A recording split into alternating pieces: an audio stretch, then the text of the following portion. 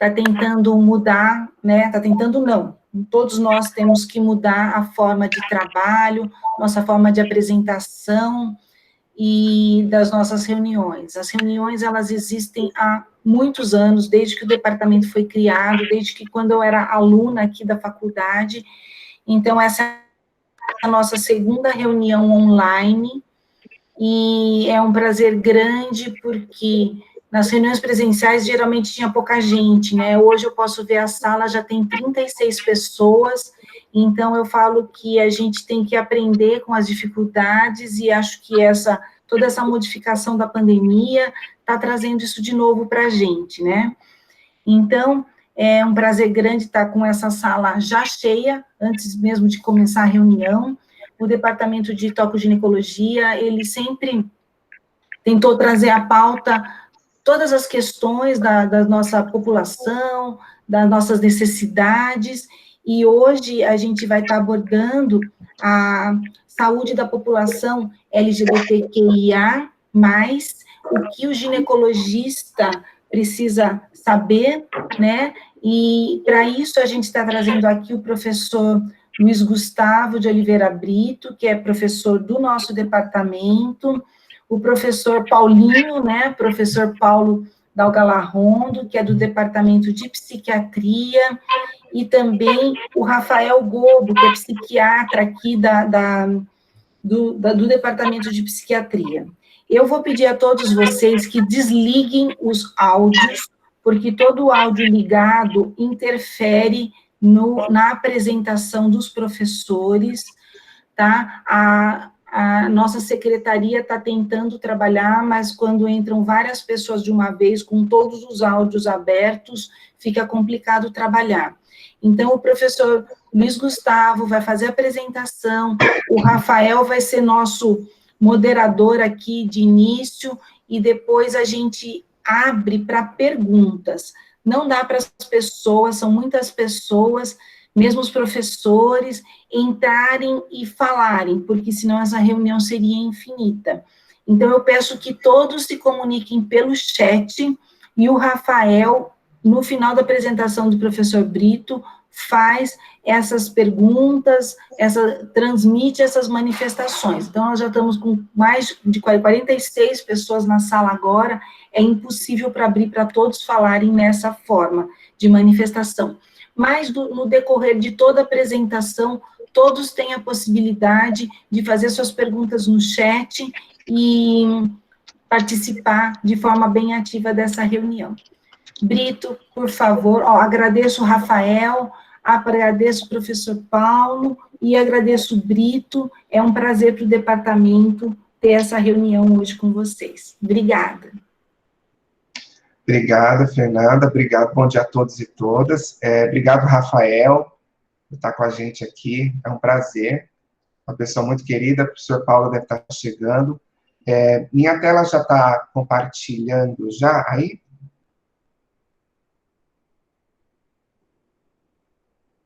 Só para eu saber se... Eu não estou mais vendo o chat, então eu já coloquei no modo apresentação. Posso começar, Fernanda ou Márcia? Pode, Brito, o chat a gente toma conta, eu, Rafael, Márcia, tomamos conta do chat. Rafael, você que é mais tecnológico, por favor, você fica super na conta, eu fico aqui no background, tá bom? Não necessariamente, viu? Porque, olha, para tecnologia, eu faltei algumas aulinhas. Tá certo. Então, muito obrigada, Brito, pode começar, por favor. Ok, então, eu agradeço mais uma vez, para mim é uma honra estar falando no departamento desse tema. É um tema necessário, porque é uma realidade do dia a dia, que o médico, que o profissional de saúde entenda sobre a saúde da população LGBTQIA+, que é uma população que existe, que cada vez mais aparece, e que tem a necessidade de ser incluída dentro dos cuidados básicos de saúde, sim. Então, a gente vai fazer um passeio sobre epidemiologia, as diversas formas de saúde, mas, obviamente, com enfoque para a ginecologia. Então, a gente primeiro vai começar a comentar sobre as características sociodemográficas de saúde geral da população LGBTQIA+, e depois eu vou falar um pouco especificamente sobre pessoa trans, sobre definições, tratamento não cirúrgico, cirúrgico e segmento. Começando com as características, a gente precisa situar a população LGBTQIA+. De forma geral, a média mundial é 5%. A prevalência dessa população no Brasil gira em torno de 7,5% a 10%, segundo os 2 censos que nós temos, de 2009 e de 2019, do IBGE. Ela é um pouco maior que a média mundial, mas existem outros países com uma média semelhante de prevalência. A França, em 2011, com 9,1%, a Itália com 6%, Portugal com 9%.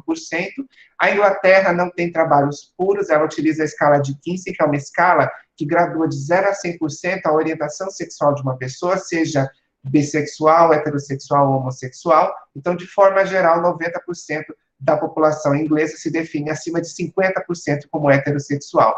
É importante que isso tudo diz respeito à orientação e não a comportamento. Comportamento se diz respeito a práticas sexuais, e quando a gente fala em comportamento sexual, essa fluidez aumenta, e aí a população LGBTQIA+, cresce 10 a 20% de forma relativa. Então, uma pessoa que se considera heterossexual pode, eventualmente, ter práticas bissexuais, e isso poderia constituir a população LGBTQIA+.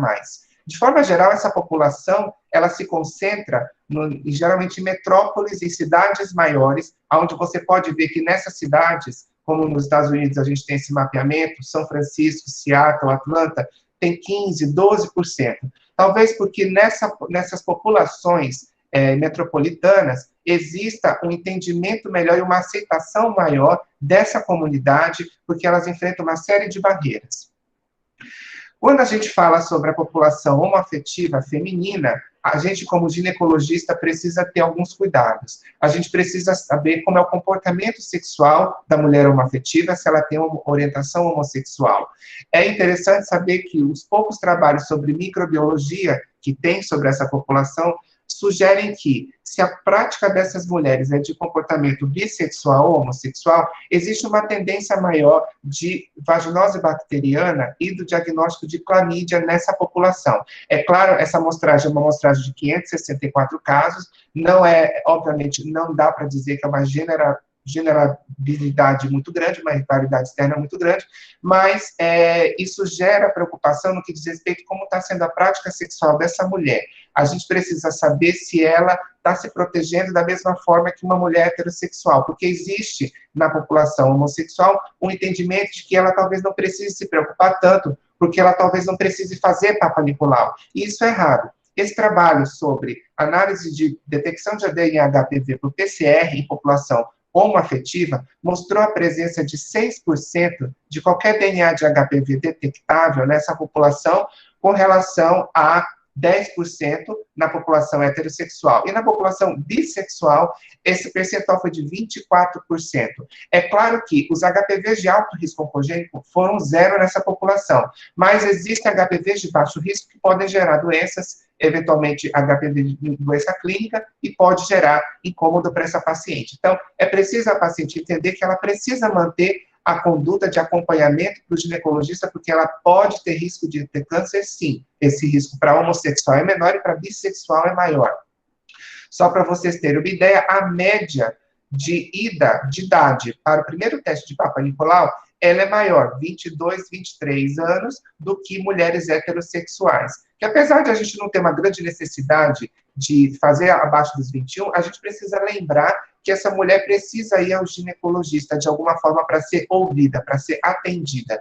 O número médio de Papa Nicolau da população lésbica é menor do que da população heterossexual e bissexual, tá? O número de exames pélvicos é relativamente igual, sem diferença. E 80% dessas mulheres a maioria ainda acha que deve fazer, mas a gente tem um percentual aí de 3 a 5% que acredita que não precisariam ir no médico. A prática sexual na população homoafetiva pode ter a utilização de brinquedos eróticos. Eu não vou me estender nesse assunto, porque é uma aula muito, muito extensa. Tem um link abaixo aí de um podcast que o professor Belmiro, do nosso departamento, gravou para a SOGESP, que é excelente. Mas não só a masturbação, mas principalmente a utilização de brinquedos eróticos, que são dos mais diversos, e aí escritam senhores, é importante orientar essa paciente que esses brinquedos sejam únicos da paciente ou da sua parceria, e que eles sejam, se forem compartilhados, que seja utilizado métodos preservativos ou uma limpeza muito importante para que não haja transmissão de infecção sexualmente transmissível.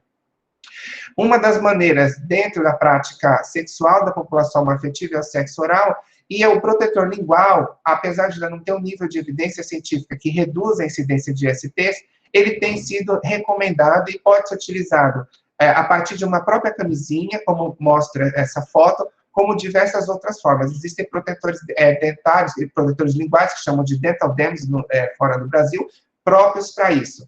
Mas a grande maioria da população lésbica não utiliza os protetores linguais, tá? 87% nunca utilizou, tá? E é interessante, principalmente em parcerias desconhecidas do ponto de vista de história prévia de ISTs e padrões de sangramento, porque 38% das mulheres não deixam de praticar sexo oral com a sua parceria durante o período menstrual. E a gente não sabe se durante esse período menstrual essa paciente que está em período descamativo possa eventualmente transmitir alguma IST ou alguma coisa para a sua parceria. Então é interessante que a gente oriente proteção para essa paciente.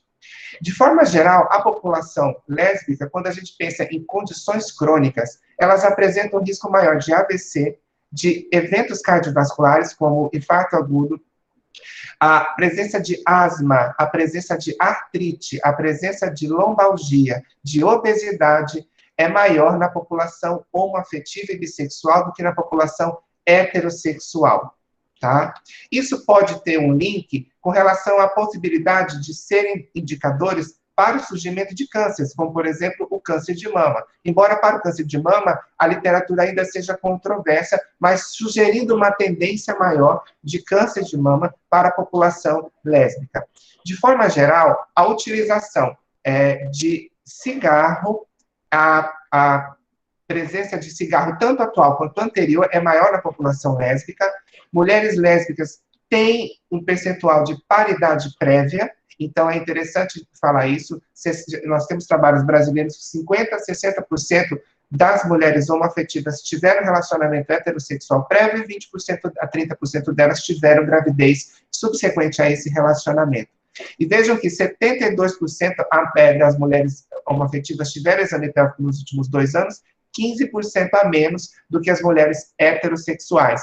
Da mesma forma que a prática de realização de mamografia dessa população é, em média, 10% a 20% menor do que na população heterossexual. Então, essas mulheres não estão se cuidando de forma adequada, não só por elas eventualmente não terem informação para se empoderarem de se cuidarem, mas porque às vezes elas não têm acesso a isso.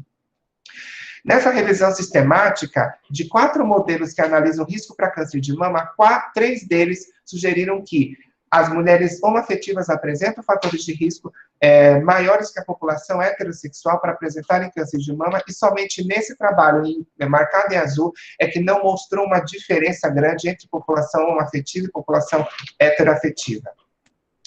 Quando a gente fala em câncer pélvico, a gente sabe que mulheres bissexuais, por essa revisão sistemática, apresentam mais dor pélvica crônica que heterossexuais.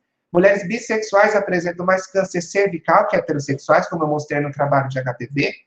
E mulheres homoafetivas têm menos câncer de endométrio que mulheres heterossexuais. Então, o único câncer que apresenta uma prevalência com odds ratio sugerindo uma proteção com relação à orientação sexual seria o câncer de endométrio.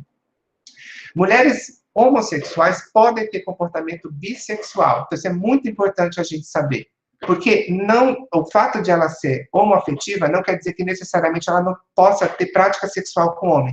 Isso é importante a gente saber e discutir, tá? Porque não só o contraceptivo pode evitar com que ela, eventualmente, ao ter uma prática heterossexual, engravide, ele também pode causar benefícios não contraceptivos também. Esse trabalho mostra muito interessantemente a taxa de gravidez não desejada na população lésbica. Veja que 35% da população que se identifica como exclusivamente lésbica engravidou de forma não desejada. Predominantemente lésbica, 9%, bissexual, 53%. Então, orientação sexual homoafetiva ou bi, mas principalmente homoafetiva especificamente, porque muitos colegas acham que não há necessidade de orientação de prática contraceptiva, porque essas pacientes podem engravidar. E essa gravidez não indesejada, muitas vezes, infelizmente, pode ser relacionada a abuso sexual, a estupro. Existe uma coisa chamada estupro corretivo, que acontece, infelizmente, em muitas localidades, tá? Que pode gerar essa gravidez não desejada, tá? 43% dessa população com gravidez não desejada se relacionou a abuso sexual na infância, tanto e físico. Com relação à reprodução assistida, uma parceira ela pode ser escolhida para ser receptora, então existe possibilidade de engravidar na população homoafetiva, ou uma pode ser escolhida para ser receptora, que eu chamo de single partner conception. Quando as duas tentam engravidar, seria o dual partner conception, geralmente é de sêmen, de doador anônimo, mas algumas têm um amigo, um colega, que pode ser discutido com a equipe da reprodução assistida. E existem uma série de situações que você pode sugerir para a paciente, você pode fazer uma coisa chamada CORFIV, onde uma mulher é submetida a estimulação ovariana, extração ocitária, então uma estimula, extrai, a outra recebe a transferência da FIV e leva à gestação. Né? Seria similar a uma doação de óvulos em casais heterossexual. Pode ter transferência de embrião, posto de cada parceira também, com 2 embriões, enfim. Essas possibilidades já são permitidas pelo Conselho Federal de Medicina em 2015, e o ginecologista que apresenta um colega da reprodução assistida pode encaminhar essa paciente para esse especialista para que ele ou ela oriente essa paciente, esse casal. A saúde mental eu vou passar um pouco mais rápido, porque nós temos 2 experts no assunto que vão comentar isso no final, mas a gente sabe que, obviamente, por todas essas barreiras, isso vai gerar um risco de adoecimento maior e muito mais tentativa de suicídio na população LGBTQIA com relação a heterossexuais, o uso de depressão, a presença de depressão, ansiedade, o uso de álcool e drogas recreativas também, assim como os serviços de saúde mental, a utilização é maior, e a bissexualidade pode, eventualmente, apresentar nessa população uma dupla discriminação por não ser monossexismo, por não ter uma identidade, por não ter uma orientação única, e também pelo fato de que se esconderia na heterossexualidade para não assumir, eventualmente, uma orientação homossexual.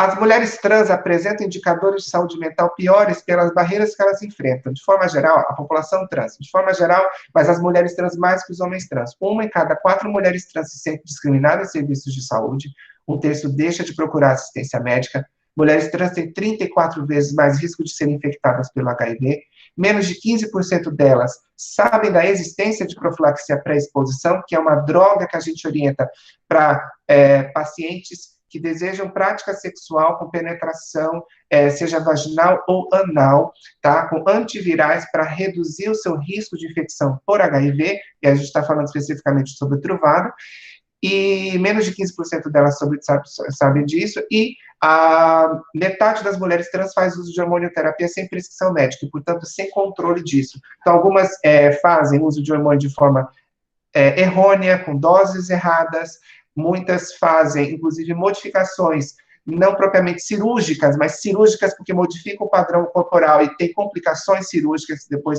devem ser resolvidas em ambiente hospitalar, como utilização de silicone industrial, etc. Então, o cuidado dessas mulheres, a ausência, aliás, de cuidado com relação a essa população faz com que elas tentem se autoprescrever, se autocuidar, e isso muitas vezes gera problema.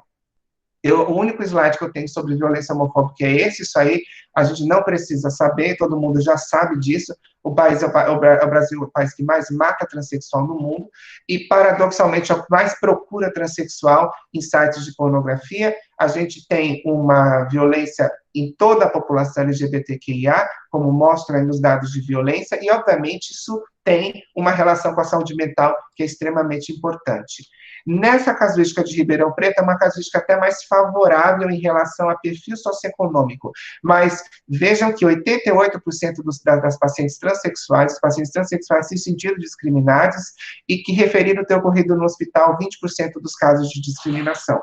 72% já apresentaram tentativa de suicídio e 41% haviam tentado suicídio antes dos 19 anos. Então, é algo muito preocupante que, em qualquer casuística que você pegar, é o que você encontra. Nessa casuística, em população transgênero, feita na Virgínia por um grupo dos Estados Unidos, de Boston, foi encontrado que 62% dessa população já usou droga, 25% relatou abuso de álcool, 10% aproximadamente com diagnóstico de HIV, 37% com qualquer tipo de abuso, e que a vitimização discriminatória aumentou em 50% a 70% a chance de ideação suicida e o risco de 6 vezes de tentativa de suicídio. Então, a gente está lidando com uma população que sofre violência quase que diária. Nessa análise do Instituto Guttmacher, para mulheres que tiveram atendimento para aborto em ambiente não hospitalar, onde a prevalência de população LGBTQIA+, girou em torno de 6%, a taxa de gravidez prévia em população afetiva foi igual à de heterossexual, tá? A de outras minorias com taxa de aborto também. Mas o que chama a atenção é que a taxa de abuso físico por homem envolvido na gravidez, ou sexual, ou a gravidez como resultado do estupro, que eu chamo de estupro corretivo, é em torno de 5 vezes na população homoafetiva e 3 vezes do que na população heterossexual. Então, pode até ser que você esteja diante de uma paciente que você acredita que seja heterossexual e que ela, na verdade, não seja, e que ela possa ser homossexual e não vá falar para você, porque ela foi estuprada, ela já tem que lidar com uma série de problemas, e agora ela está lidando com a violência sexual resultante disso tudo. Então, a gente tem que imaginar que, de forma geral, a gente precisa ficar muito de olho na população com vítima de violência, e principalmente que a população LGBTQIA apresenta esse risco bem mais elevado do que a população heterossexual, obviamente não dizendo que não se deve olhar as heterossexuais, mas dizendo que existe uma tendência maior na população LGBTQIA de, infelizmente, acontecer isso com eles. Na análise de profilaxia pré-exposição ao HIV, quando a gente analisa mulheres transgênero, todas as mulheres trans tiveram mais de 5 parceiros nos últimos 3 meses, sexo anal sem preservativo e sexo em troca de favores, menos escolaridade, mais uso de drogas de recreação, tá? Todas as pacientes transgênero tiveram menor concentração do PrEP. Então, nesse grupo que usou o PrEP, elas tiveram menor concentração do PrEP. O que isso pode querer dizer? Que elas estão tendo menos acesso ao PrEP. Então, mesmo quando elas sabem do PrEP, elas têm menos acesso ao PrEP e, consequentemente, menos acesso ao PrEP gera o quê? Mais risco para infecção por HIV, tá? Existe uma alta concentração da droga, uma baixa de incidência de HIV, mas são mais trabalhos que são necessários, porque esse risco ele é aumentado. No período da pandemia, o atendimento a toda a população, de uma forma geral, foi prejudicado, e, obviamente, isso não deixaria de acontecer com a população LGBTQIA, aonde muitos serviços de atendimento LGBTQIA, de acordo com essas cartas, essas correspondências, até fecharam completamente para atender esses pacientes não tendo prescrição médica, não tendo risco, ou outras possibilidades. Então, sobre a população homoafetiva, o principal era isso. Eu vou falar um pouco de população trans. Eu não vou tanto explicar o genderbread, porque é muita coisa, mas eu acho que é importante a gente ter 3 conceitos: o conceito de identidade de gênero, o conceito de orientação e de comportamento sexual. Eu já falei de orientação e comportamento sexual. Eu vou falar sobre identidade de gênero. Identidade de gênero é aquilo que gera senso de si mesmo, é aquele gênero com o qual a pessoa se identifica. Então, se ela sente que se ela nasceu com uma identidade masculina e ela se sente com essa identidade masculina, ela é uma pessoa cisgênero. A mesma coisa a pessoa feminina que nasce com sexo dito feminino e se sente feminina de acordo com aquele sexo que ela pertence. Ela é uma pessoa cis. Se ela tem a sensação de pertencer ao gênero oposto ao sexo do nascimento, essa pessoa, ela é uma pessoa trans. E se ela não pertence a nenhum polo cis ou a nenhum polo trans, ela é uma pessoa dita não binária. A orientação sexual, é aquilo que eu já falei, é um objeto de atração sexual. E o comportamento sexual é a prática. A pessoa pode se atrair por pessoas do mesmo sexo, de sexo oposto por ambos, e pode não ter comportamento sexual diferente. Tá? Existem outras formas de catalogar a orientação sexual, mas as 3 principais são essas, que são as mais utilizadas em pesquisa na área de medicina sexual. Dessa forma, tudo que é incongruente entre o fenótipo e a identidade de gênero é chamado de transexualidade ou transgeneridade. Então, a pessoa não se identifica. E se isso gera sofrimento, isso gera uma disforia. Tá? Então, é importante entender que existe a pessoa que se descobre incongruente, mas ela não sofre com isso. Mas existe a pessoa que sofre com isso. E aí, a partir daí, vem os critérios que a gente chama de disforia de gênero. Dessa forma, isso não é uma opção, tá? Isso é simplesmente uma coisa que a pessoa se descobre. Essa progressão dos conceitos, ela foi muito demorada. A forma de tentar distinguir isso foi em 1940, não se sabia o que era homossexualidade, não existia separação do que era homossexualidade, transexualismo e indivíduo transgênero. Então, em 73, o primeiro conceito de disforia de gênero surgiu. Em 1980, o CID reformulou para transexualismo. Em 94, removeu o termo transexualismo e substituiu por desordem de identidade de gênero. Em 2003, o DSM começou a discutir sobre não patologizar todo caso de incongruência, porque se não havia sofrimento, isso não seria patológico. Então, removeu apenas como patologia o nome distúrbio de identidade de gênero e foi substituído novamente por disforia de gênero. O CID-11, ele incluiu o termo incongruência de gênero, mas não como uma condição patológica, mas sim como uma variação de congruência, tá?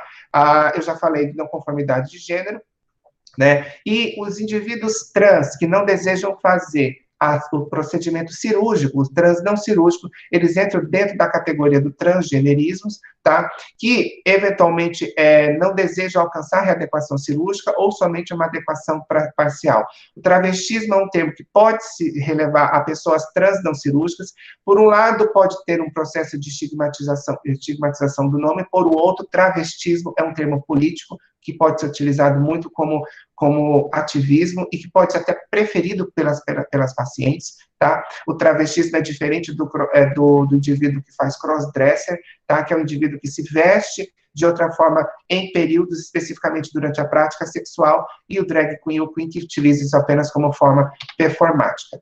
Os critérios de disforia de gênero estão aqui. A gente precisa ter uma incongruência entre o gênero experimentado e o gênero designado, com duração maior de 6 meses, e que deve ser manifestada por pelo menos 2 desses 6 critérios. Incongruência acentuada entre o gênero experimentado e as características primárias ou secundárias sexuais, forte desejo de se livrar das próprias características sexuais primárias, forte desejo pelas características sexuais primárias do outro gênero, forte desejo de pertencer ao outro gênero, forte desejo de ser tratado como outro gênero, forte convicção de ter os sentimentos e reações típicos do outro gênero.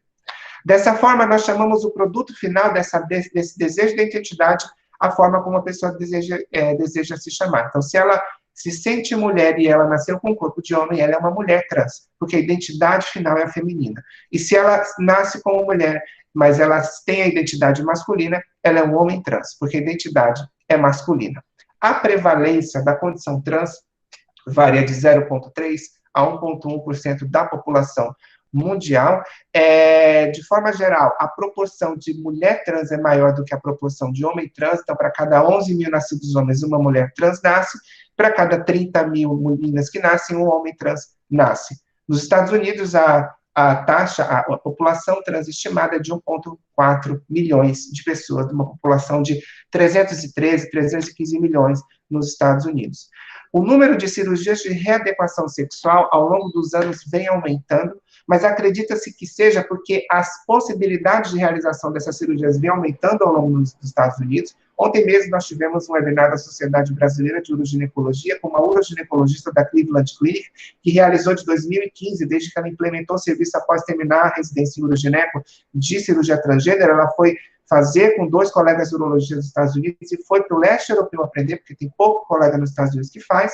Ela já operou 1.500 casos. Então, acredita-se que essa demanda não é porque a prevalência esteja aumentando, é uma demanda simplesmente represada. Represada da mesma forma que a gente tem aqui no SUS com relação aos pacientes que esperam a cirurgia.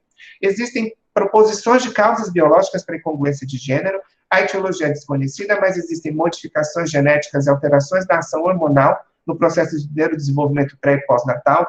Ao se estudar cadáver de mulheres trans, se descobriu que o padrão de uma estrutura na amígdala chamada núcleo do leito da estria terminalis apresentava um padrão anatômico feminino semelhante a de mulheres cis. Então, como o núcleo do leito da estria terminalis é o responsável pelo comportamento sexual, e ele se relaciona muito com o sexo biológico, talvez isso seja uma causa aí biológica para explicar a questão da identidade de gênero. Existem causas genéticas, populações de gêmeos apresentam 2,3% de incongruência de gênero, tá? E alguns genes estão se procurando se identificar. Em crianças expostas intraútero ambiente hiperandrogênico, há um aumento na incidência de incongruência de gênero.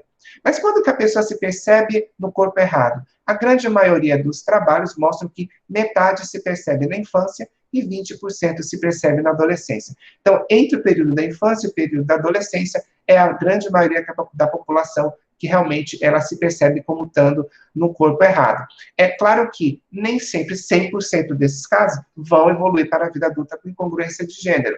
Vejam nesse trabalho de 25 meninas suspeitas de incongruência de gênero na infância, a reavaliação que aconteceu. Dos 15 aos 36 anos, somente 12% mantiveram a incongruência de gênero. 88% voltaram a se sentir novamente cis. Então, o que é mais interessante quando a gente tem casos de pessoas com suspeita de incongruência de gênero na infância, que essas pessoas sejam acompanhadas por uma equipe multidisciplinar e especializada nesse cuidado, tá? Que é o que faz principalmente a equipe de psiquiatria do Rafael, do professor Paulo, no HC.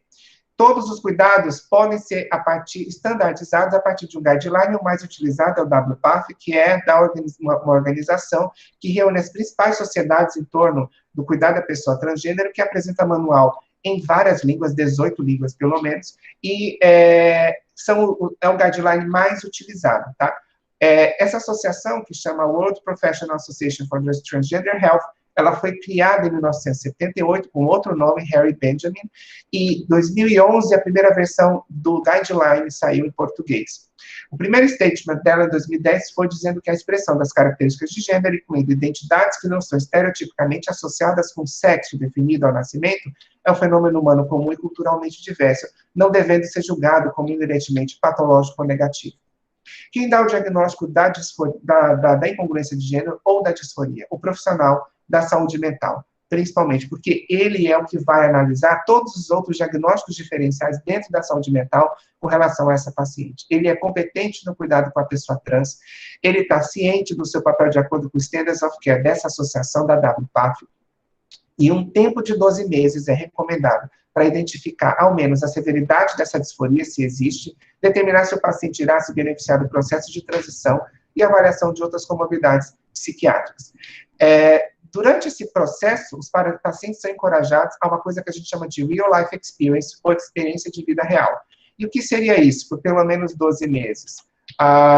Seria a interação com a comunidade no seu sexo desejado. Então, para quem já assistiu a Garota Dinamarquesa, é no momento que ele se descobre mulher, ele começa a interagir com a comunidade como mulher. Então, ele se veste como mulher, ele apropria-se da identidade feminina em todo o seu contexto, porque isso gera uma afirmação da decisão de seguir em frente com a hormonioterapia, que normalmente é associada a esse processo de experiência de vida real, e que pode parar por aí, ou que pode também prosseguir com a cirurgia de adequação sexual. Então, isso é importante lembrar, nem todo trans quer operar. Quem realiza essa hormonioterapia? Teoricamente, depois da referência de um profissional da saúde mental, pode ser o endócrino, pode ser o gineco, pode ser o uro, mas a grande maioria das vezes, ou pode ser o endócrino, ou pode ser o gineco, principalmente, porque é por onde que essas pacientes costumam chegar, tá? Preferencialmente após o início da psicoterapia, ou pelo menos a uma avaliação psicoterapêutica, tá? E que pelo menos ela tenha começado com 2, 3 meses de experiência de vida real. Essa documentação precisa estar bem documentada.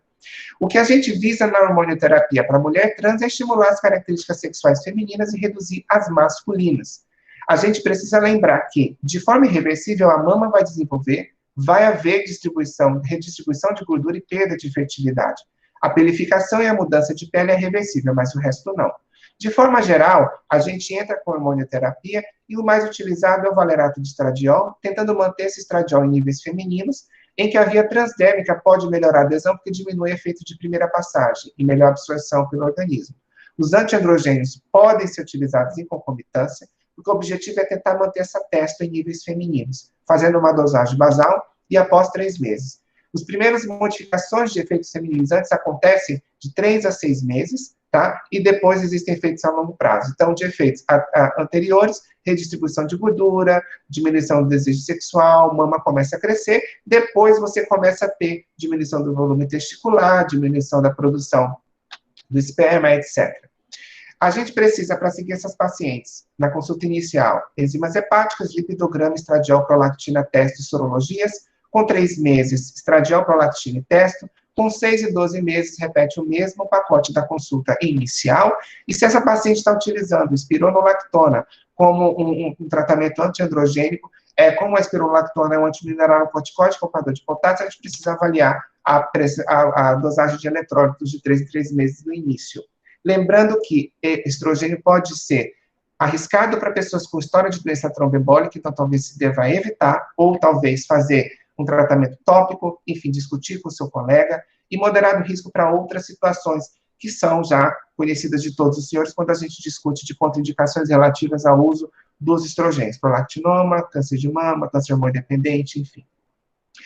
Do homem trans, o que a gente espera é que aumente o pelo e a barba, que comece a parar o ciclo menstrual. Então, na maioria das vezes, esse homem ele fica menorreico, que a mama atrofie, mas essa atrofia é variada, que existe uma redistribuição de gordura e aumente a massa muscular. 5% dos homens trans têm aumento de clitóris e que se sentem satisfeitos, e a voz pode ficar mais grave.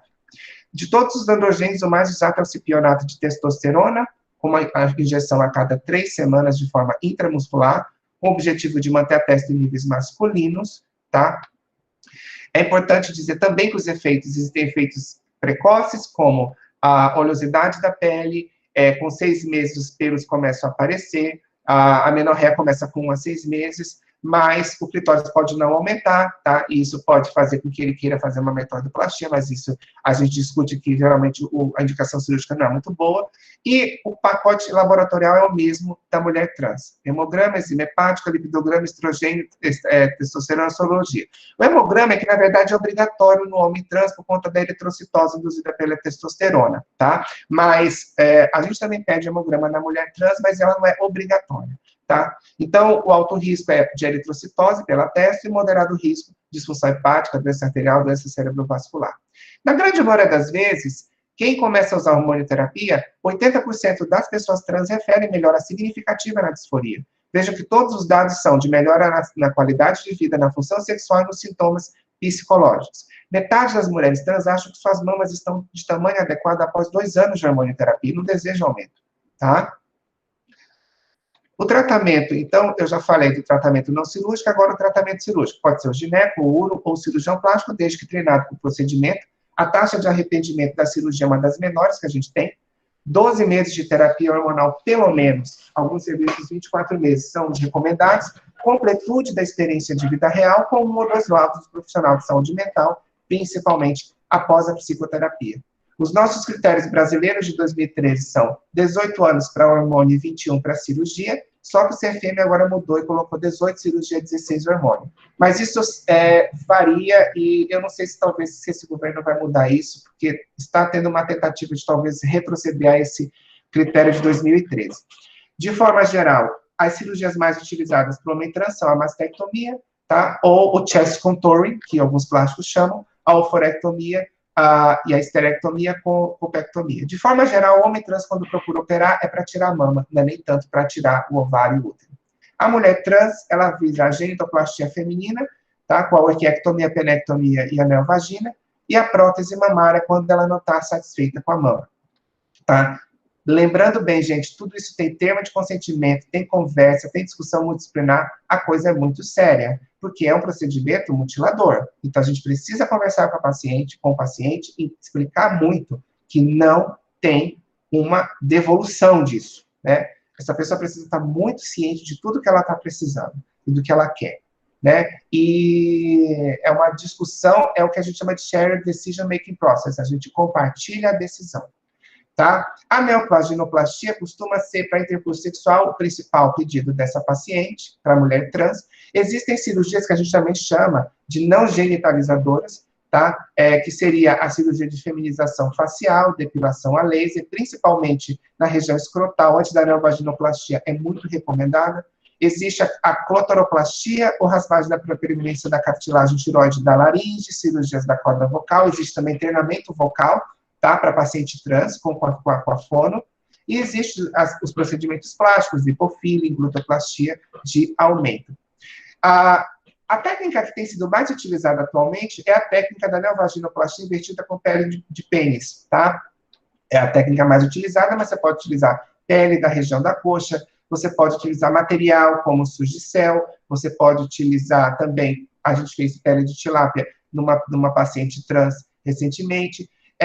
As cirurgias no Brasil, nós só temos 5 lugares no Brasil, Porto Alegre, Hospital de Clínicas, USP São Paulo, Hospital de Clínicas, Goiânia, Belém não, Recife e Pernambuco, e eu acho que Goiânia agora.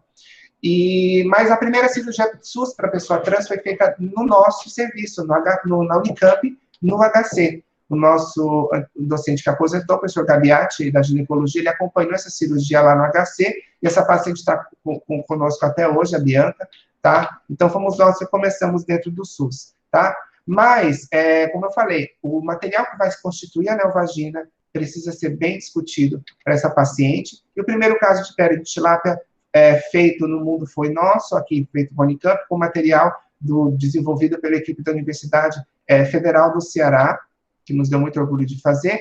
A neovagina de colo sigmoide não tem sido utilizada muito, porque ela deixa muito muco, um cheiro desagradável, e ela tem cada vez menos sido utilizada, e você precisa ficar fazendo exame especular com risco de câncer coloretal nessa prótese de colo sigmoide. Para o homem trans, como eu falei para vocês, a cirurgia mais utilizada é a mastectomia, mais procurada, porque os homens trans, eles usam enfaixamentos no tórax para evitar de mostrar mama, eles usam roupas largas, esse enfaixamento aperta muito, incomoda a respiração, eles chamam isso de binding, isso incomoda muito, tá? A metoidoplastia, que é a constituição do falo peniano, ela tem um sucesso baixo, tá? Com 65% de estenose uretral, então realmente não é uma coisa que é muito procurada, muito utilizada. Bom, o segmento desses pacientes, existe necessidade de contracepção? Se é um homem trans não cirúrgico, teoricamente, pode ser que ele não entre a amenorreia, pode ser que ele não esteja com nível de estrogênio baixo, pode ser que precise. Então, uma detoxiprogesterona, que é um tratamento com progesterona com ação androgênica, pode ser que seja necessário. Então, tudo depende. Tem que ver a prática sexual. É um homem trans não cirúrgico que ele tem comportamento homossexual ou bissexual, então, teoricamente, ele pode ter risco de engravidar, tá? A não ser que ele queira isso. Se ele não quiser, precisa discutir, tá? Não se sabe, depende muito do nível hormonal de contraceptivo de amenorreia, de bloqueio ovulatório causado pelo nível de testosterona. De forma geral, a gente sabe que a utilização dessas práticas hormonais leva esses pacientes a ficarem de olho com relação ao screening metabólico. Então, pode haver hipertensão com risco maior depois dos 18 anos, a gente precisa ficar de olho. Alguns hormônios podem causar dislipidemias. O screening para diabetes é independente da idade anualmente. Lembrando que mulheres trans a cada 10 anos, acima de 65 anos ou mais jovens, podem ter um risco maior para osteoporose. Então, é interessante a gente discutir densitometria, principalmente em homem trans com 10 anos após início de testosterona, e depois a cada 10 anos, tá?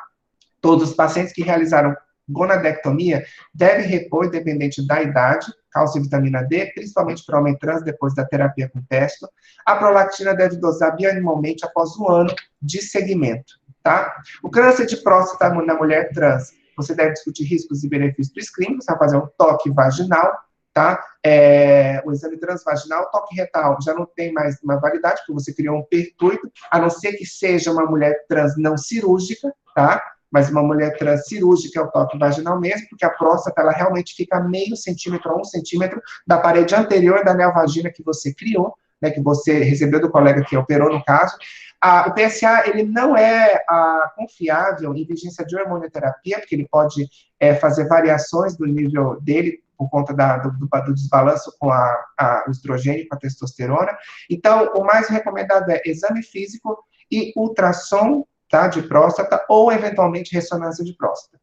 O risco de trombose em mulheres trans é de 0,4 a 2,6 ao ano, principalmente com estrogênio oral, então vê os fatores de risco associados a esse risco. Mamografia para mulher trans não cirúrgico, ou para mulher trans cirúrgico, ou para homem trans não cirúrgico, o risco de câncer, a princípio, pode, dependendo da população, mas a rotina, a princípio, é exatamente igual à da mulher cis, tá? O câncer coloretal é a mesma coisa da população geral, tá? Lembrar que se a mulher trans tem neovagina colônica, deve fazer vaginoscopia. A rotina, de acordo com a SCCP, que é a Sociedade Americana de Patologia Cervical, em relação ao homem trans não cirúrgico, ele deve fazer Papa Nicolau de rotina. Lembrar que homem trans com história de lesão de alto grau cervical, ele deve fazer coleta de amostras de cúpula vaginal, segundo a SCCP, tá? A mulher trans, ela não vai fazer Papa Nicolau, mas ela precisa inspecionar a vagina com espéculo para a gente procurar condiloma, porque ela está tendo intercurso sexual, né? Não existe guideline específico para trans em câncer de endométrio ou ovário sintomático. Mas o que existe na literatura, em análise retrospectiva de histerectomias, é que com pacientes homem trans usando testosterona por pelo menos 3 anos, o endométrio desses pacientes foi ativo, tá? Um endométrio ativo foi o mais achado na maioria dos pacientes, mas um paciente só com hiperplasia sem atipia. Então, apesar da menorreia acontecer na maioria dos casos, existe uma atividade endometrial persistente com endométrio predominantemente proliferativo. E quando a gente analisa o Papa Nicolau desse homem trans, tá? Em média, já utilizando terapia com testosterona, fazendo um controle com mulheres cisgênero-atróficas, se encontram células pequenas, provavelmente de camadas parabasais atróficas e metaplasia de células transicionais. Mas, a priori, você não encontra um risco maior de atipias dentro dessa população. Então, para finalizar, como a gente orienta essa população? A gente deve aguardar, a gente deve perguntar e assim, a gente não pode esperar que essa população vá te procurar e vai abrir o jogo com você. Eles são muito discriminados, eles têm vergonha, eles não sabem como você vai reagir com relação a eles. Eles têm aquele medo de você querer perguntar o nome deles de origem se ele for trans. Então, a primeira coisa que você vai perguntar é: olá, tudo bem? Como você quer que eu te chame? Como você se chama? Como você gostaria de ser chamado? E aí você pergunta do nome da pessoa, do pronome, e aí você pergunta: você tem alguém que você tem uma parceria? Porque quando você fala parceiro, você está dizendo se a pessoa é hétero ou homo. Se você parceiro, é a mesma coisa. Então você fala em parceria. É um termo neutro e que você não vai ofender ou inibir a pessoa de falar alguma coisa. Porque isso facilita revelar a identidade. Você vive com alguém? Qual o nome dessa pessoa? Daí você se identifica como tendo desejo por homens, mulheres ou ambos, você tem prática sexual com mulheres, homens ou ambos, e aí, se é uma pessoa trans, travesti ou algo dentro desse escopo, você vai ver como a pessoa gosta de ser chamada, tá? Daí você vai perguntar sobre a prática sexual, você vai procurar saber sobre intercurso sexual, se existe uso de dedos ou brinquedos sexuais, saúde mental, né? Avaliar a experiência de vida ou uso hormonal se for trans, né? Orientar se o brinquedo erótico for compartilhado, de protegê-lo para IST, ver uso de método de barreira, se tem comportamento sexual, relacionamento aberto, comportamento bissexual, utilização de PrEP, métodos de barreira, enfim. E a história sexual na população LGBTQIA tende a ter uma incidência maior de violência sexual. Então, você vai devagar nesse processo. A sua iniciação ocorreu com quem? Com homem ou mulher? Você considera que durante todo esse processo de vivência sexual, isso ocorreu tudo de forma adequada? Existe alguma situação que você se sente desconfortável nesse ponto? Em relação à contracepção e reprodução, se houver fluidez das práticas, você necessita de informação sobre método contraceptivo? Então, lembrar da contracepção de emergência no homem trans, tá? Se ele não está em amenorreia, se ele tem risco de ter engravidado. E existe a presença de homens trans não cirúrgicos grávidos. Nós tivemos um aqui no hospital, essa foto aqui é de um casal de Itapira, e isso vai eventualmente aparecer nos nossos plantões, a gente precisa entender como funciona isso. Mas, de forma geral, esse é o único trabalho em população LGBTQIA com relação à constituição familiar e diferenças com relação a uma população heteronormativa. Esse é um trabalho de coorte a longo prazo de 30 anos, tá? Que foi feito em Boston, Washington e São Francisco, com 84 famílias de mulheres lésbicas. E dessas 84 famílias, 77 filhos, 2 deles de gestação gemelar, onde não foi visto nenhuma diferença funcional, emocional e comportamental com relação aos controles heterossexuais. Há uma possibilidade de erro tipo 2, mas é porque o tamanho amostral é pequeno. O principal, gente, é a gente ter respeito, é a gente acolher essa população. Nós somos os mais próximos dessa realidade. Todos nós precisamos acolher e romper a barreira cultural da heteronormatividade como profissional neutro e que respeita a identidade de gênero de cada ser. Eu acho que eu passei minha mensagem, eu vou passar um vídeo feito por médicos, que foi me cedido pela nossa querida aluna, Amélia, aqui da Unicamp, que eles gravaram, e depois eu finalizo a minha aula.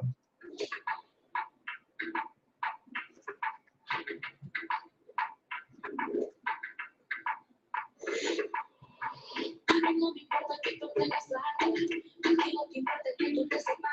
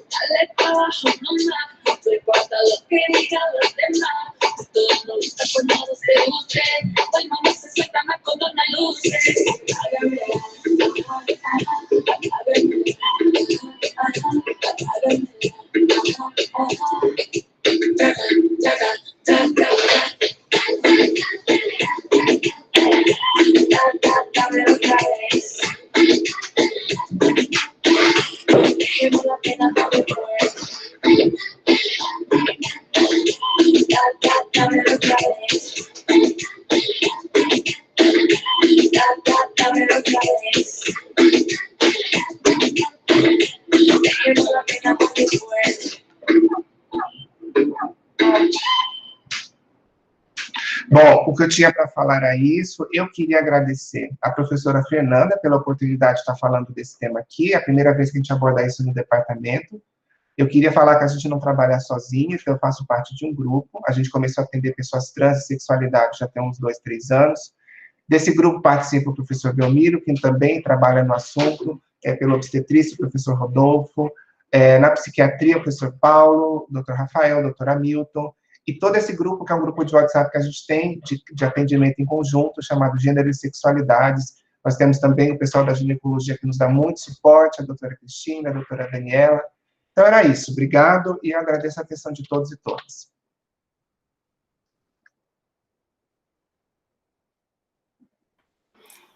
Brito, muito obrigada, sua aula foi excelente.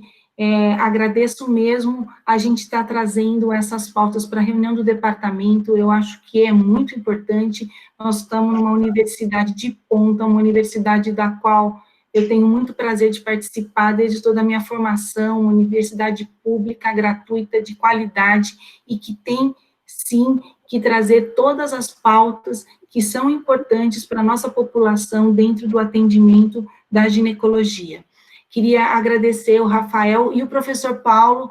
Paulo, desculpa, seu nome foi errado na nossa apresentação, foi com um E no lugar do A, seu sobrenome é difícil, mas é o professor Paulinho, sempre querido de todos nós, tá? Então, Rafael, agora você e Paulo, por favor, e Brito, podem responder as perguntas do chat, não sei se você anotou, se você tem isso, e aí você passa para o Brito, para o Paulo, e vocês todos discutem isso daí, tá bom? Combinado, Fernanda. Parabéns, Brito. Foi uma aula muito interessante, muito bacana. Tenho muito orgulho de trabalhar em conjunto com você, um carinho muito grande para o nosso grupo de trabalho, né? E, mais uma vez, parabéns, tá? Queria saber se o professor Paulo quer fazer algum comentário.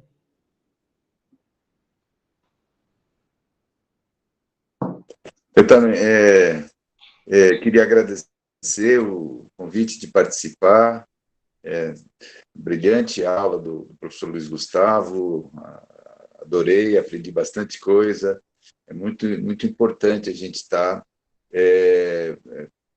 trabalhando em conjunto com vocês da Gineco.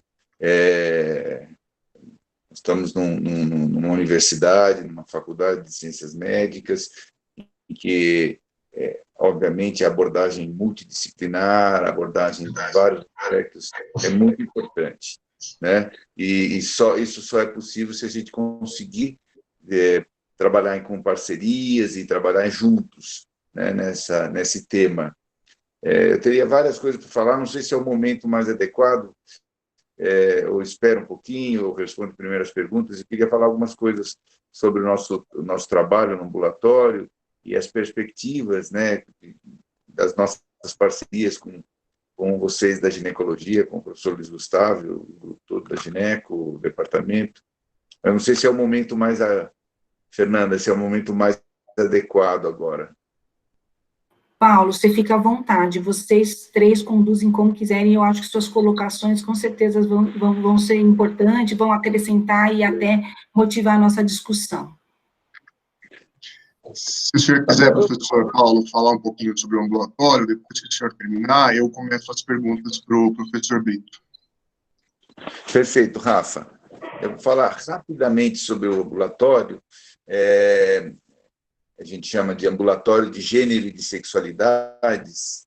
É um ambulatório que foi construído principalmente pelo Rafael Gobo, como ele tinha terminado a residência conosco de psiquiatria e está tinha iniciado o seu mestrado, agora deve entrar na fase final. E esse ambulatório foi sendo construído com várias pessoas, com a liderança do Rafael, mais várias pessoas, o professor Hamilton dos Santos Júnior e eu, do Departamento de Psiquiatria, como professores, junto com o Rafael, e aí se formou uma equipe multidisciplinar, uma equipe que é composta por psiquiatras, por psicólogos, psicólogos que fazem avaliação psicológica, testagem psicológica, que fazem psicoterapia, psicanalistas também. Nós temos arte-terapeutas, temos uma endocrinopediatra, né, que tem trabalhado desde a Maíra, desde o começo com a gente também, agora um endocrinologista, a parte da ginecologia, o apoio, a supervisão do professor Luiz Gustavo, temos uma ginecologista que tem muita experiência em saúde, saúde e atendimento, a saúde de população transgênero, a Karine, ela trabalhou muitos anos em São Paulo, no Antigos, no serviço de transgênero lá da USP, e se transferiu, foi um presente que nós ganhamos, se transferiu o ano passado para o nosso ambulatório. E é um grupo, temos fonoaudiólogas, temos um grupo bem bacana, advogados estagiando com a gente, né? E esse trabalho já tem mais de 3 anos, nós atendemos cerca de 80, 100 pacientes, eu não sei dizer, o Rafael pode dizer exatamente quantos pacientes nós já atendemos desde o começo, mas é um grupo, não é um ambulatório super cheio de pacientes, mas tem uma clientela bacana. Ele começou atendendo crianças, passou a atender crianças e adolescentes, e agora atende crianças, adolescentes e adultos jovens. O que eu queria falar, nós estamos nessa reunião com o Departamento de Ginecologia, é o nosso grande interesse de aproximar mais ainda o trabalho com o Departamento de Ginecologia, através do professor Luiz Gustavo. A gente tem disposição, por exemplo, de receber residentes de gineco, estagiando no nosso ambulatório. O ambulatório é toda sexta-feira à tarde. Começa às 13 horas e vai até às 18 horas, né? No HC, no segundo andar. Então, a gente, toda sexta-feira à tarde, está lá, das 13 às 18 horas. A gente atende os pacientes trans, a gente faz seminários, a gente faz discussões clínicas, discussões teóricas, numa perspectiva multidisciplinar, né? E acho que existe uma condição muito boa de receber residentes de gineco para estagiarem com a gente nesse ambulatório, alunos da medicina que estão passando na gineco também, se houver desejo, também é uma oportunidade de ter contato maior com a saúde, a questão da saúde trans, né? Que é um tema emergente, um tema que a medicina e a assistência acordou para isso, que é um tema também muito debatido atualmente, tem uma dimensão social, sociológica, antropológica, uma dimensão política muito candente no momento atual. Nós temos uma postura muito respeitosa, nós somos médicos e profissionais de saúde, psicólogos, enfermeiros, nós temos nos pautamos por uma ética médica, por uma postura de ética médica e de respeito as pessoas. Nós não somos militantes, né, de causa, nós temos esse cuidado de não misturar a militância e a orientação política de cada um de nós. Cada um tem o direito de ter a sua visão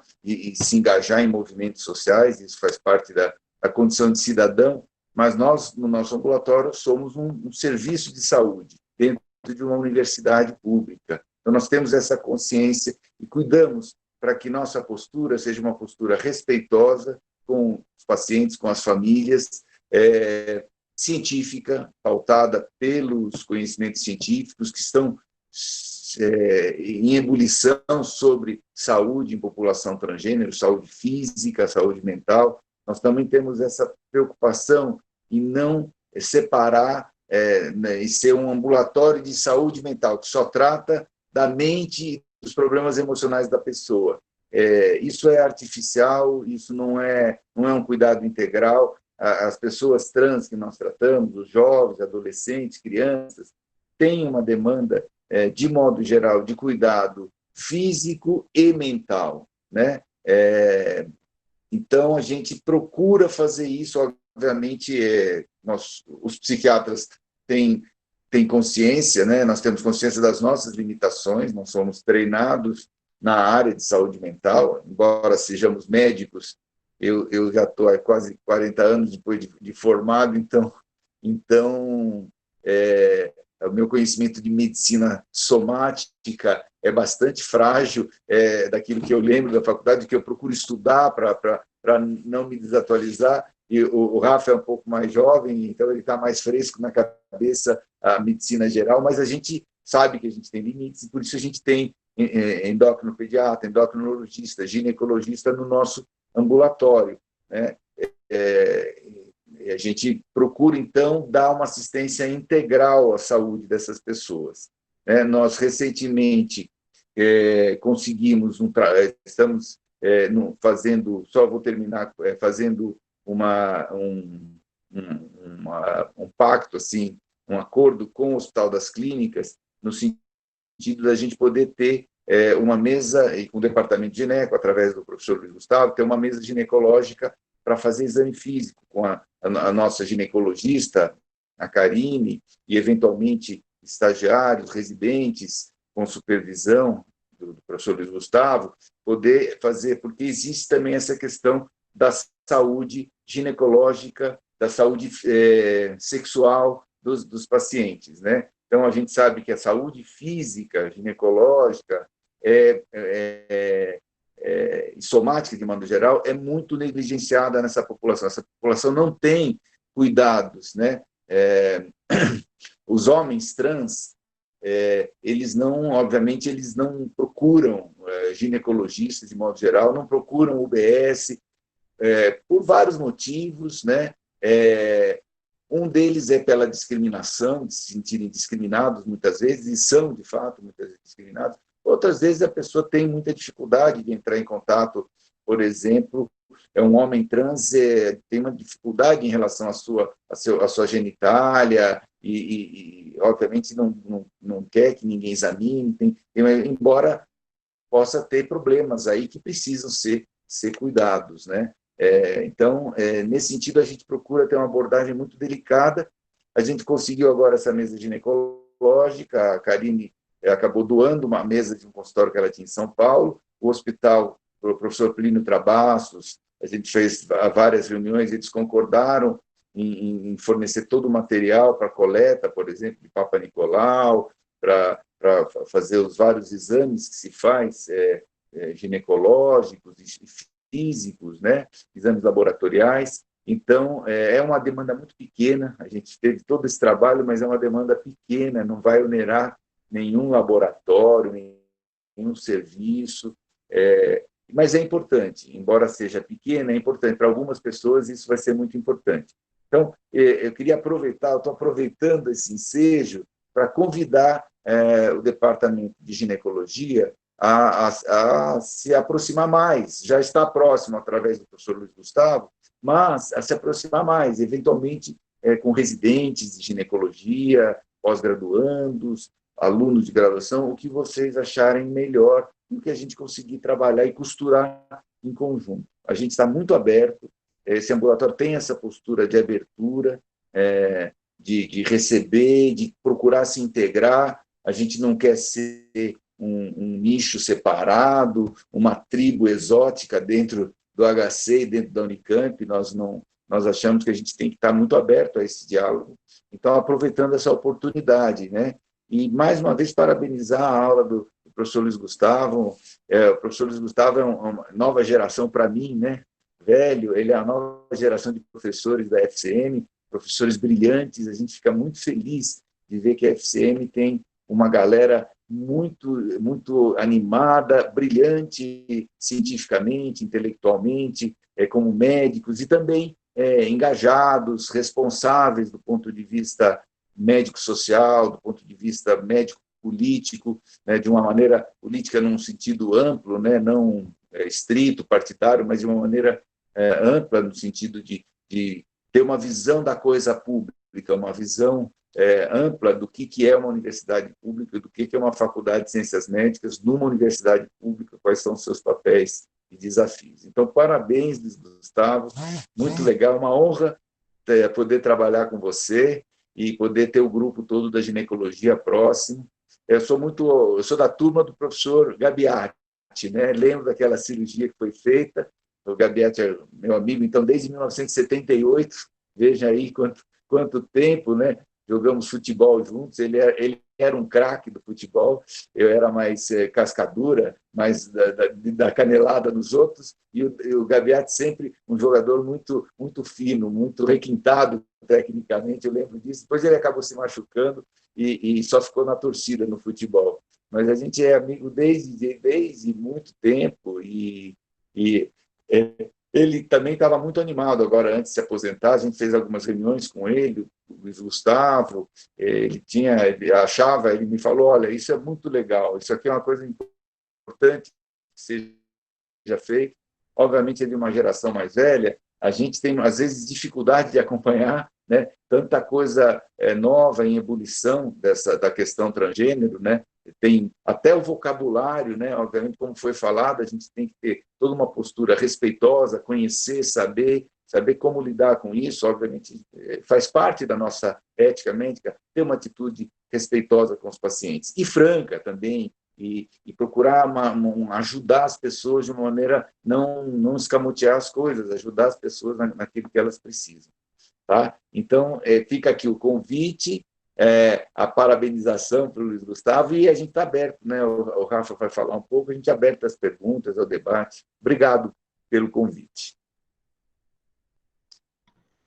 Bom, eu acho que vocês perceberam a indireta do professor Paulo para rolar uma partida de amistoso aí de futebol psiquiatria com a gineco, né? Então, acho que a gente pode combinar qualquer dia, depois da pandemia. Eu só queria falar mais um pouquinho. Paulo, muito obrigada. Eu acho que é fundamental essa nossa aproximação. Eu estou como chefe de departamento agora, né, há pouco tempo, e, sem dúvida, essa pauta precisa ser retomada. Pena que veio a pandemia e atrapalhou um pouco nossos planos, mas a gente tem nosso representante lá, o Brito, e com certeza já vi manifestações aqui de alunos, a gente sabe que tem de residentes e mesmo dos nossos professores de estreitar essas relações. Acho super importante, a gente trabalha com vocês em outros ambulatórios importantes no departamento, né, de adolescentes, de violência, e acho que é só mais um braço para a gente estar junto em prol do cuidado da nossa população, tá bom? Um grande abraço, Rafael e Luiz, agora com vocês. E Paulo, né? Tá bom? Um abraço para todos. Acho que a gente pode passar para as perguntas, Brito. O que você acha, né? Senão fica muito apertado o horário, né? Sim, vamos lá. Vamos lá, vamos começar, então, com as perguntas por ordem de envio, tá? Tem uma pergunta aqui da Flávia Torelli. Ela está perguntando se existem problemas legais das mulheres homoafetivas em pegarem sêmen que não seja anônimo. Olha, Flávia, acho que eu não sei se ela está aí no chat, mas ela fez uma pergunta super pertinente, assim, super polêmica, né? Porque, na verdade, quando a gente discute, até se ela quiser comentar alguma coisa, porque a Flávia, que é especialista em reprodução Luiz, assistida. na verdade não foi uma pergunta, foi uma afirmação. Pronto. Então, só comentando, então, só para trazer para o público, a Flávia me complementa, por favor, isso é um dilema ético, né? Isso está dentro da bioética como dilema, é o que a gente chama de razões contraditórias sobre a doação de gametas. No Brasil, a doação de gametas tem por obrigatoriedade de ser anônimo, né? Teoricamente, são muitas, é muito complexo esse mecanismo onde casais homoafetivos que não procuram por doação de sêmen anônimo, é muito difícil eles comunicarem ao profissional que está atendendo eles, que eles já teriam potenciais doadores para fazer essa FIV, e uma das coisas que eles barganham durante a consulta é o seguinte: mas por que o casal heterossexual, eventualmente, apesar do doador ser anônimo, ele pode, eventualmente, fazer escolhas baseadas no perfil físico do parceiro que, porventura, tem uma infertilidade masculina ou por uma infertilidade de casal, e por que com o afetivo não pode? Então, é uma situação muito complicada.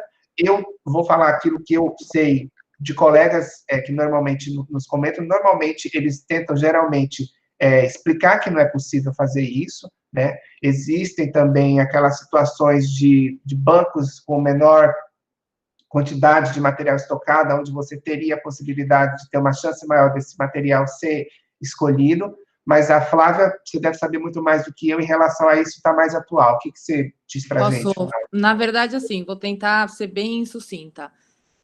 Pela determinação do Conselho Federal de Medicina, a resolução de 2017 diz que a doação tem que ser anônima. Dentro de um serviço de reprodução, não tem como você fazer com algum amigo, algum conhecido, isso acontece muito. Então, mulheres homoafetivas falam, por exemplo, elas têm amigos, casais homoafetivos masculinos que topariam fazer o procedimento, mas dentro de uma clínica não é possível por causa da parte legal, porque esse homem ele vai acabar assinando a documentação como pai, né? A gente sabe muitos casos de mulheres que fazem a autoinseminação, então pega numa seringa, injeta dentro da vagina no período fértil. Só que o problema é que quando você faz com o doador anônimo, você sai com a documentação da clínica de reprodução assistida, e quando o nenê nasce, é possível fazer o registro no nome das duas mães, né? E quando você faz com um doador, que na verdade não é doador, a gente não pode falar doador conhecido, mas eu vou falar isso, tá? Um doador conhecido, você não tem essa documentação. Na maternidade, você não consegue fazer com que essa criança tenha o registro de nascimento das duas mães, e vai ser muito complicado, entendeu?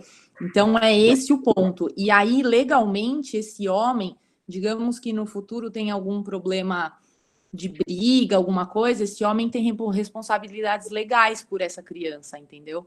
Então, é esse o ponto que eu estava, na verdade, afirmando, que essas mulheres têm problemas legais em relação a isso.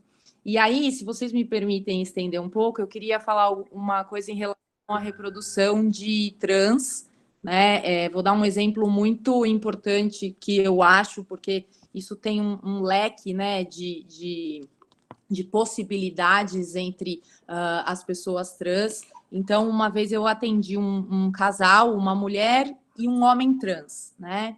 E a ideia era fazer o tratamento na mulher com um sêmen de doador. Em algum momento eles perguntaram se poderia pegar óvulos desse homem trans, visto que ele não tinha feito a cirurgia, para fazer a fertilização com o banco de sêmen, colocar no útero da mulher e assim os dois poderem participar ativamente do processo, né? E aí, a minha conversa com ele, na verdade, foi que primeiro a gente teria que desfazer a parte hormonal, né, de forma que ele voltasse a ter hormônios femininos e a gente pudesse ciclar, mas o mais importante foi aí que ele falou: ok, não quero, vamos seguir o plano inicial de fazer 100% com a mulher, é porque os ultrassons acabam sendo transvaginal, né? Todas as avaliações, fazer abdominal é extremamente complicado, então teria que fazer isso transvaginal. E nesse momento ele falou assim, mas eu sou homem, eu não tenho vagina. Então, eu acho que esse leque de possibilidades de homens trans que aceitariam desfazer o processo hormonal para poder doar o óvulo, ou o homem trans que não aceita nem a ideia de ter uma vagina biológica, é importante a gente discutir essas coisas também. Só para deixar como exemplo. Valeu. Muito bom. Quer complementar alguma coisa, Brito? Eu posso passar para a próxima pergunta? Pode passar. A gente não passa do tempo. Então vamos lá, né? Então, eu só queria fazer aqui a menção, um comentário da Amélia, né? A Amélia fez um comentário muito pertinente sobre cuidado de saúde das pessoas LGBT, né? Que uma mulher cis, lésbica, ela pode ter relação com uma mulher que tem pênis, uma mulher trans, uma travesti, uma pessoa transfeminina, e engravidar. E aí, nesse caso, o comportamento continua lésbico, o que mostra aí maior importância na investigação, né? Concordo plenamente aí com a Amélia, tá? Aliás, um beijo para a Amélia, muito bonita no vídeo. Uma pergunta da Catarine: a reprodução assistida via SUS é garantida às mulheres lésbicas e bissexuais? Se sim, como ocorre esse acesso? O acesso é igual para qualquer paciente, independente de orientação sexual e identidade de gênero. É que o acesso independente para todos é difícil, né? Para todos e todas é difícil. A gente tem poucos lugares no SUS que fazem reprodução assistida. O único local que eu sei que fornece todas as etapas do processo, da baixa a alta complexidade de reprodução, é o Hospital Perola Baiton, o Hospital da USP Ribeirão Preto.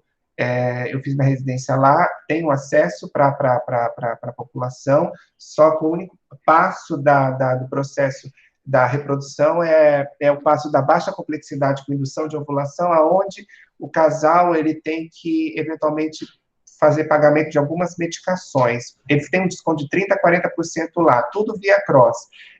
Casais homoafetivos também vão para lá, tem reprodução tranquilamente, sem problema, tem banco de sêmen, tudo direitinho. Fora do estado de São Paulo, não sei dizer em outros lugares, se a Flávia quiser complementar, mas os dois principais em São Paulo são esses. Existem outros hospitais, nós temos um ambulatório de reprodução, mas o nosso ambulatório de reprodução, ele é baixa complexidade, não faz alta complexidade, no caso FIV e ICSI. Eu acho Flávia, que é você isso. quer complementar?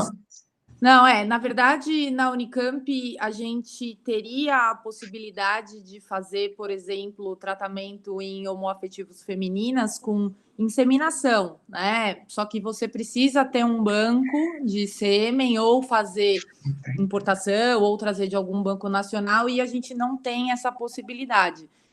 Então, não o direito é exatamente igual para todas as pessoas. O problema é o serviço público ter isso disponível, seja lá para quem for. Também não conheço outros. Perfeito. A Aline quer saber a partir de quantos anos é possível, permitido, né, realizar hormonoterapia. Acredito que seja para pessoas trans, tal. 16 anos, de forma geral, é o número mais passível de discussão, de reunião, e aqui agora com o CFM liberando. Casos muito fora da curva podem ser discutidos um pouco antes, mas isso pode entrar numa polêmica de até que ponto isso vai, a questão do bloqueio, a questão da saúde mental do adolescente. Então, a princípio, 16, de forma geral. Ok. César Cabelo, qual a taxa bruta de arrependimento e os fatores associados em pacientes trans submetidas à cirurgia de reversão? A taxa bruta é de 1 a 2%. A taxa diferencia em relação ao procedimento. Quando é de homem trans, a taxa bruta é menor. E a gente está falando de mastectomia. Ela gira em torno de 0,8%. Na mulher trans, cirurgia genitalizadora, ela pode chegar a 2%. Tem 2 trabalhos que analisam fatores de risco para taxa de arrependimento. Eu falo só desses 2 porque os 2 é o que tem maior casuística. Um de 340 casos, outro de 200. Eles são de antigos, um de 2000 e de 2007. Tá? Primeiro fala sobre... os 2 fatores associados foi falta de suporte familiar, e o outro fator de risco foi a obesidade, porque a paciente, os pacientes tiveram uma série de complicações pós-operatórias, para homem trans e para mulher trans. o segundo trabalho não chegou a encontrar na análise multivariada nada associado. Eu fiz essa pergunta ontem para essa professora da Cleveland Clinic. Falei, você já teve alguma pessoa trans que se arrependeu e, por exemplo, você identificou o que aconteceu com ela? Ela me disse, olha, eu já operei centenas de pessoas trans, eu tive uma situação só, que a paciente se arrependeu, mas não de ter feito a cirurgia como um todo, mas de que ela não acreditava que ela ia passar ainda por um processo que é a dificuldade de dilatar a vagina durante o processo de pós-operatório. Depois que ela opera, ela precisa usar dilatador vaginal, ela precisa de reabilitação com fisioterapia para habilitar. A gente fez uma vagina ali, né? Então, essa vagina precisa se adaptar ao levantador do ânus, a toda uma dimensão pélvica ali que você criou. Então, e ela fala muito o seguinte, o grande problema da insatisfação, que às vezes gera muita polêmica na mídia, que fala, as pessoas estão sendo convencidas, é a falta de um atendimento multidisciplinar e a falta de uma conversa com a paciente. Então, ela fala, o único caso que eu tive não é bem arrependimento, é chateação porque ela teve uma complicação pós-operatória. Mas eu expliquei para ela que o meu trabalho era operar, o trabalho do psiquiatra era cuidar da saúde mental, o trabalho da enfermeira era orientar, o trabalho da fisioterapia era reabilitar, e o seu trabalho era dilatar. Então, essa paciente ela deixou de dilatar por um período de 2 semanas, o canal vaginal estenosou. E alguns grupos de mulheres trans cirúrgicas têm uma expectativa de que elas vão ficar com um comprimento vaginal de média maior que a população cis, que é em torno de 8 a 12 centímetros. Então, de forma geral, a taxa bruta de arrependimento é extremamente baixa. É baixa, só para a gente pensar em ginecologia, laqueadura, a taxa de arrependimento é 30% a 50%.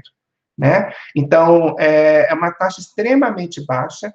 É muito interessante essa pergunta, porque isso a gente vem explicar que isso que eventualmente é divulgado na mídia, como está tendo uma taxa de arrependimento muito alta de cirurgias trans. Gente, então essas pessoas não foram para uma equipe multidisciplinar, não passaram por uma avaliação de saúde mental, não fizeram um processo de tomada de decisão compartilhada com a equipe que veio a operar essa paciente.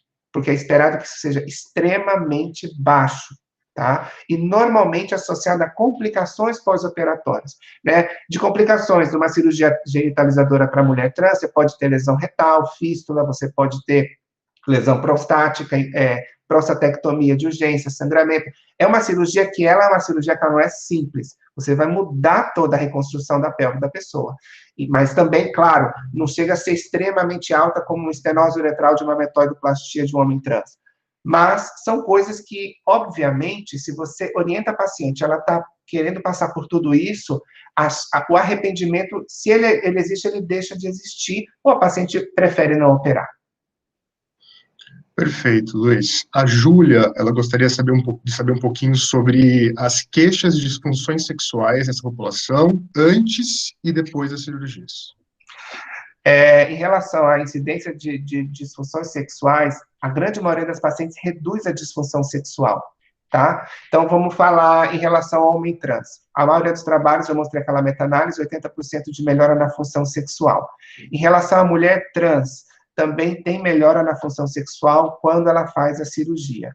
Muitas pacientes referem melhora da função sexual como um todo. Nesse período do acompanhamento, do que tem relato de cirurgia, é que essas pacientes entendem que a função sexual ela não se limita apenas à penetração. Embora a anatomia seja importante, elas conseguem entender que a resposta sexual delas pode ser variada.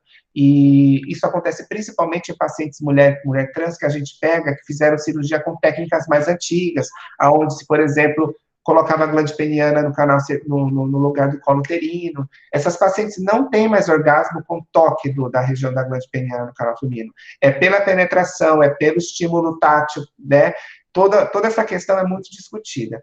Então, teoricamente, diminui muito. Em relação à disfunção pélvica como um todo, não aumenta a incidência de incontinência urinária, tá? Que é uma coisa que também perguntam. Pode haver prolapso de neovagina de mulher trans, não é comum. É mais comum ter a eversão da pele quando ela se destaca, mas quando há um prolapso, a gente faz o que a gente faria para uma mulher cis, que é sacro espinhoso e promontofixação.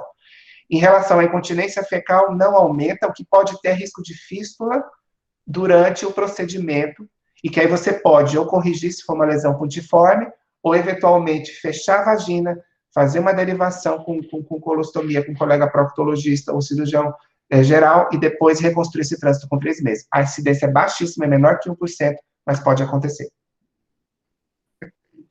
E só uma coisa, mulher trans não tem protocolo fisioterapêutico estabelecido, a maioria delas tem função muscular reduzida, abaixo de 2, porque não tem trabalho. É isso. E a gente ir caminhando para o final, né? A Monize perguntou aqui, eu acho que ela está se referindo ao ambulatório da psiquiatria, de gênero da psiquiatria, né? Sobre as repercussões negativas que a gente teve no início e tudo mais.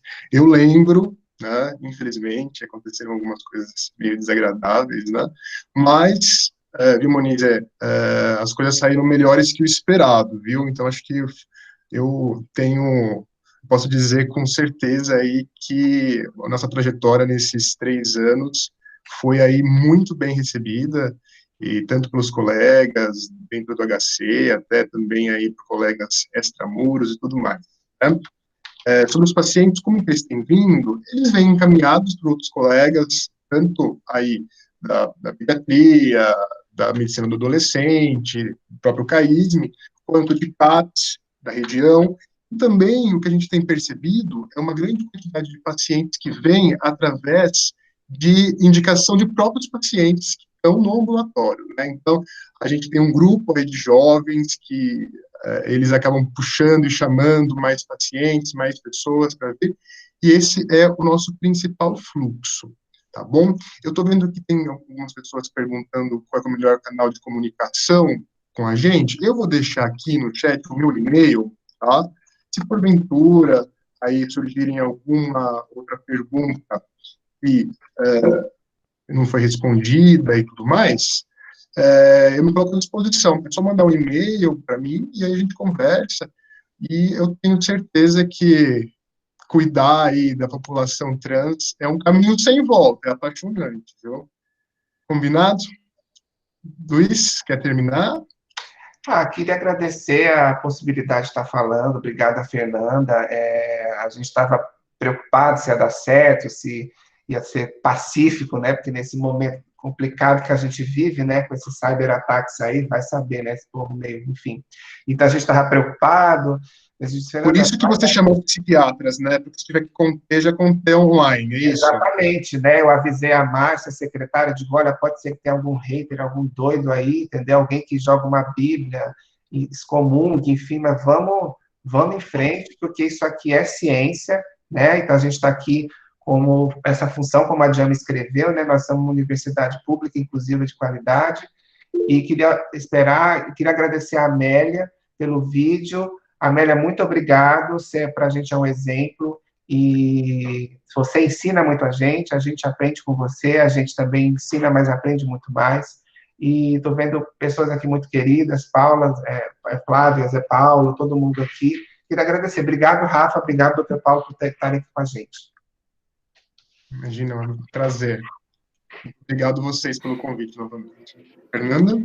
Obrigado. Bom, gente, estou encerrando então, e já aproveitar para convidar vocês para a reunião da semana que vem, que vai ser a professora Sophie e o Rogério, da Gineco, que vão estar falando sobre saúde reprodutiva, câncer ginecológico em mulheres em idade reprodutiva. Acho que vai ser bem interessante também. Agradeço de coração a participação de vocês aqui, foi muito legal mesmo, tá bom? Um abraço para todos. Abraço, Fernanda, abraço a todos. A Sophie também é minha colega, super amiga e colega de turma. Abraços a todo o departamento, viu? Muito obrigado. Paulinho foi meu professor, hein, Paulinho? Foi meu... Tá certo. Lembro de você, Fernanda.